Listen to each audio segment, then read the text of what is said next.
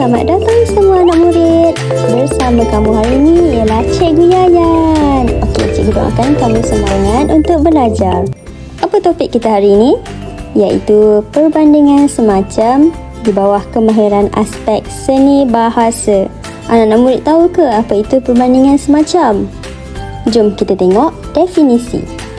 Perbandingan semacam didefinisikan sebagai satu gaya bahasa yang digunakan untuk menunjukkan sifat ataupun untuk kita bandingkan sesuatu dengan sesuatu yang lain menggunakan kata hubung. Okey, itu kata kunci dalam menggunakan perbandingan semacam ya, kata hubung. Apa contoh? Kata hubung yang kita ada seperti, bagai, macam, bak dan juga laksana. Okey, fungsi perbandingan semacam ini ada 4.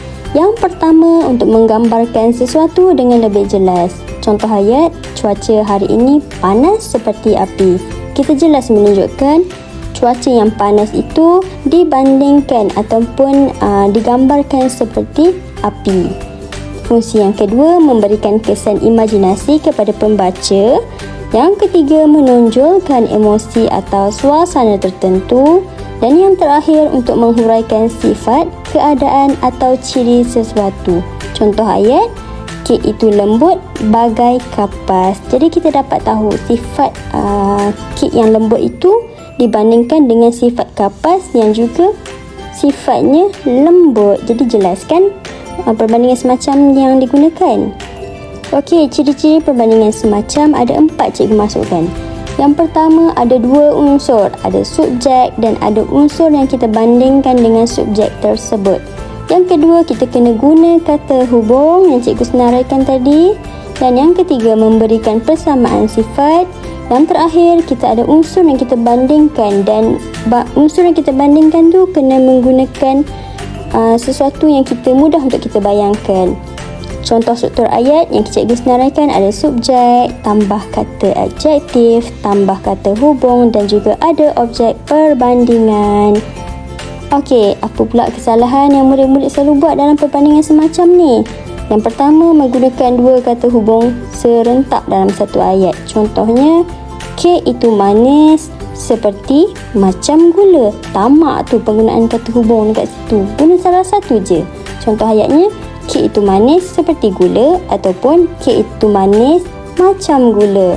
Yang kedua, perbandingan yang tidak sesuai dengan konteks.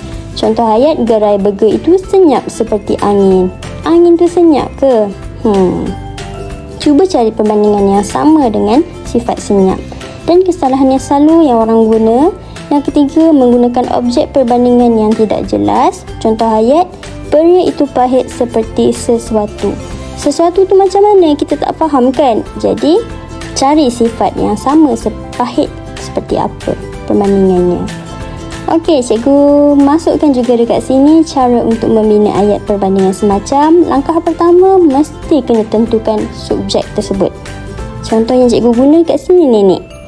Langkah kedua, lepas dah ada subjek, kita tentukan ciri atau sifat yang kita nak gambarkan kepada subjek tersebut, iaitu berjalan lambat. Setelah selesai, kita tentukan subjek, ada sifat, kita pilih kata hubung yang kita nak, iaitu cikgu guna dekat sini perkataan seperti.